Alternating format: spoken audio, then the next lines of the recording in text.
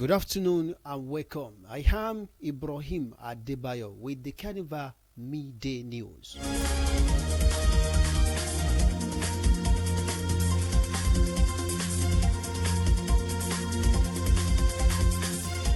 Governor Similayi Fubara of Rivers State has sworn in new caretaker chairman for the 23 local government area of the state.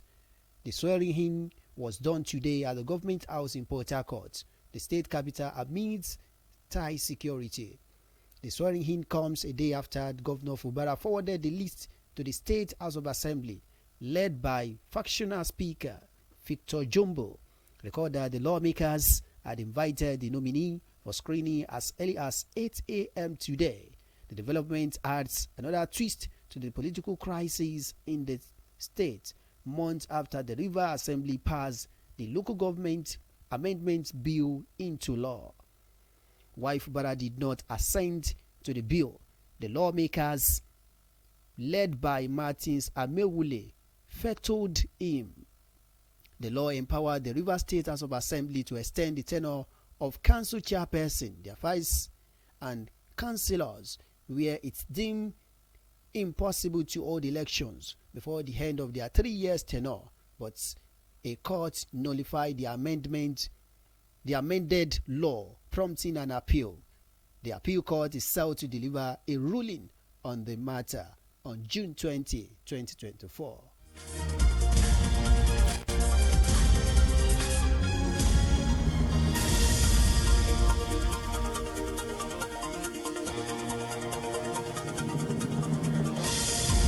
Similarly, Governor Similayi Fubara of Rivers State has ordered the Auditor General of the state to begin the audit of the account of the 23 local government area for the past 3 years. The governor's order comes amidst the long-running political crisis rocking the state. While swearing in the caretaker committee chairperson of the local government areas, the governor said the measures is intended to serve as a check for the incoming officials. He urged the caretaker chairmen not to see themselves as superheroes, but to protect the interests of their people and demonstrate that the government made the right choice in appointing them.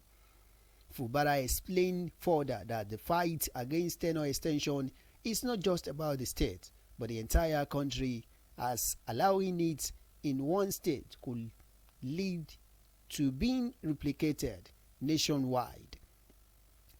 The river governor, however, cautioned the caretaker committee chairmen that their tenure would not be exceedingly long because the process for local government area elections will commence soon.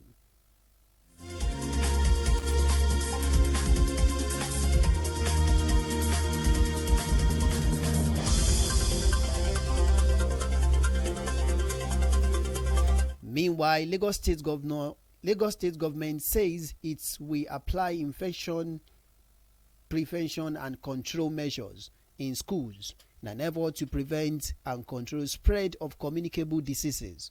Mr. Jamiu Ali Balogun, Lagos State Commissioner for Basic and Secondary Education, gave the assurance in a statement made available to newsmen in Lagos. The assurance followed cholera outbreak in some local government area of the state, as well as the commissioner urged that schools should call hotline in the event of any suspected cholera cases or health emergencies. He gave the number as 08023169485, 08137412348, and 767-112.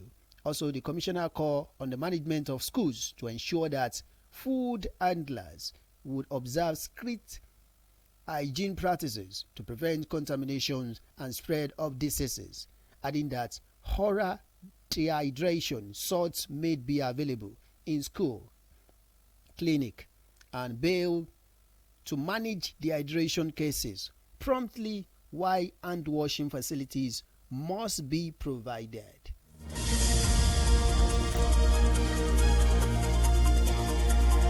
On the foreign scene, At least 4 people have died after record rains hit part of the southern China, while more than a dozen were missing. Even in the north of the country suffered some of its highest temperature this year.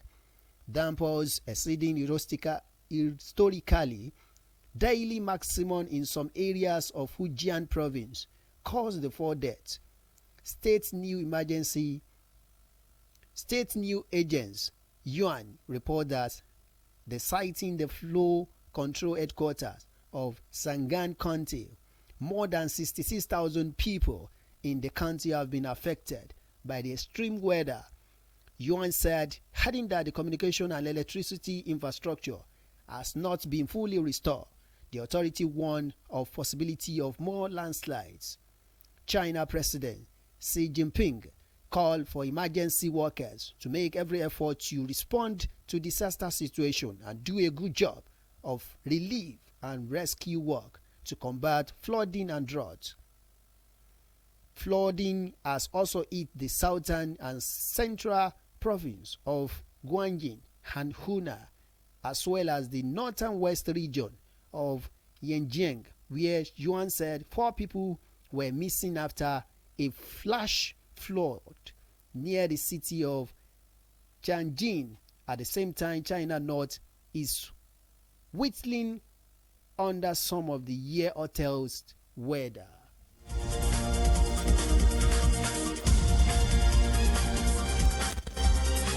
In the interesting world of sports, the NFL Executive Committee has officially accepted the resignation of Finidi George as Super Eagles coach. The NFL reportedly refused to initially accept the resignation because the letter by Finidi was unsigned, but the quit notice has been signed and made available to all members of the executive committee to decide, so that the coach could have his wish. An official statement to that effect was expected after Salah holiday. Finidi quit his post following the decision of the NFL to appoint a foreign technical advisor to boss him. In his letter addressed to NFL President Ibrahim Gusau, he said that in the light of the challenges to the Super Eagles technical crew he headed, and which has several persons handpicked by him, he has opted to step down from his post as head coach of the Super Eagles.